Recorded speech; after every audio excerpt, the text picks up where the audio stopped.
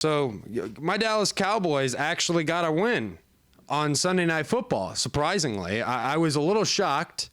We didn't score a touchdown in the entire first half. We didn't score until the fourth quarter, a touchdown. So I was a little surprised about that. But Dak Prescott, he came through. He has now 15 game-winning drives, the most since 2016.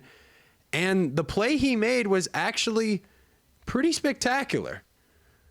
It's a miss on my part. Was halfway in between running it up the middle and throwing it, trying to throw it low before the safety came back, and just wanted one more up at it. And luckily we had the fourth down, and it was special to get it back to Tolbert. He did a great job of coming across the field, getting open. Offensive line did a great job on that play, allowing me to stay in the pocket. And as you said, just the persistence and resilience of the team just really showed in there, showed on that drive. Yeah, I think Dak put it pretty well. The resiliency for sure. I mean, we were missing a lot of guys.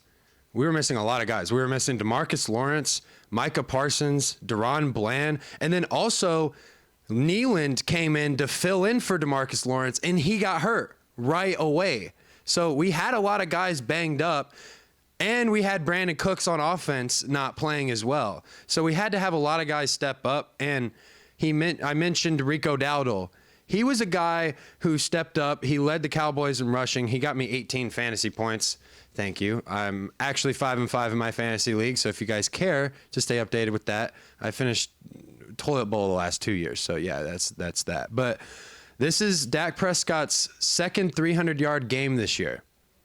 And there's a lot of comparisons between him and Romo right now, all these fourth quarter drives and things like that. I'm not impressed with these fourth quarter drives because I want to see Dak Prescott play consistently good for the first three quarters. I don't want to be sitting here having him throw 2 interceptions in the same game in 2 different days. He's actually the first player ever to do that. So that's not a great stat to have at all. So I was a little disappointed in that. And that's the one thing I've really looked at Dak Prescott and been like, man, you need to clean up those interceptions, brother. I mean, I know we're 3-2. We got smacked by the Ravens, and then we got smacked by the Saints, 2 very good football teams.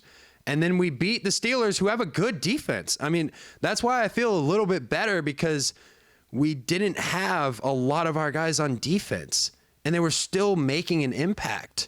I'm a little bit surprised about how our defense showed up. Andrew Booth played well. I mean, you had a lot of guys step up, and Donovan Wilson was out there making plays. I mean, we had to have games like that out of our young guys.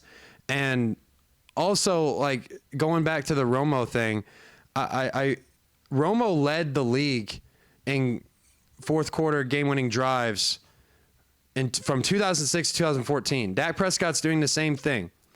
But what it comes down to is they can't win the big game and they can't win the Super Bowl.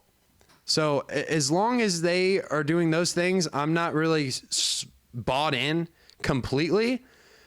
But, I mean, it's going to be a little bit for me until these guys can show me, like, hey, we're like a legit team. Like, I know 3-2 is not like the worst thing we could be in right now. But I'm just saying Dak Prescott's late game heroics, I mean, I'm not overreacting to that.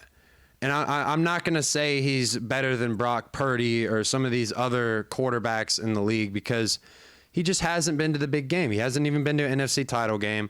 I mean, we know he can put up great stats during the regular season. I mean, arguably last year he had an MVP year statistically. So I don't care what he does during the regular season. Yeah, was that a good win?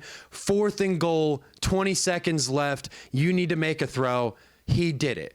I want to see him do that, but I want to see him do it in the third quarter, in the second quarter, in the first quarter, and convert on first down all the time. And also third down, because we do tend to start games off on 3 and out a lot. And we are still one of the worst defenses in the league against the run. So we still got to fix that.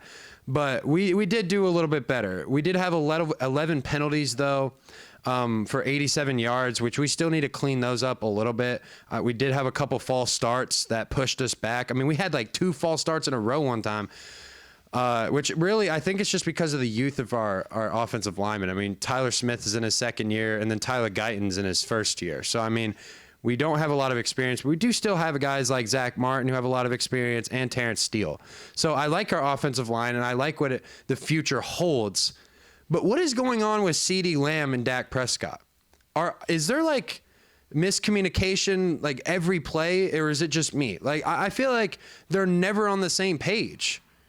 It seems like every time CD gets a bunch of targets in the first quarter, Dak will throw his way and then it'll be inaccurate. Or there was also one play like Zeke was running like a little shallow route and then CeeDee Lamb was over the top wide open, but Dak threw it over Zeke's head and Zeke just ducked. But it looked like I didn't even know who he was trying to throw the ball to. I mean, I'm assuming it was Zeke because he wasn't really trying to throw it to CeeDee Lamb from what it looked like in my vantage point.